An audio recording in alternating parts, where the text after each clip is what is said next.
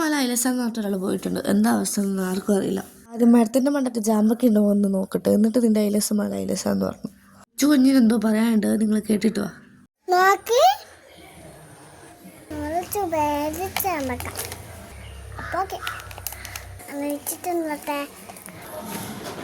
നമ്മൾ ജാമ്പക്കിലെടുത്ത് മേശയുടെ മുകളിൽ കൊണ്ടുവച്ചിട്ടുണ്ട്. മുളക് പൊടിയും മഞ്ഞപ്പൊടിയിൽ ഇട്ടിട്ടുണ്ട്. നൈഷ എൻ്റെ അടുക്ക് മണപ്പിച്ച് കണ്ട, അവൾക്ക് എന്ത് സാധനം കിട്ടിയാലും ഇപ്പം മണപ്പിച്ച് നോക്കണം.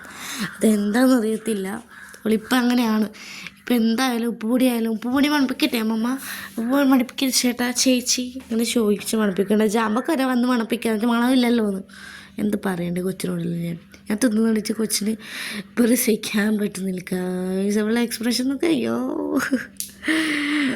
അപ്പോൾ നാളെ എന്താ അവസ്ഥ എന്നൊന്നും പറയാൻ പറ്റില്ല. മുളക് പൊടിയിൽ നല്ലോണം മുളക് പൊടി അകത്താക്കിന് കേട്ടോ. അപ്പോൾ ദൈവത്തിന് മാത്രം എരിഞ്ഞ് പൊള്ളുന്നുണ്ടായിരുന്നു എൻ്റെ കൈ. മുളക് പൊടി അടിച്ചിട്ടില്ലേ, കുറച്ച് വെള്ളാരൊക്കെ തരുമോ?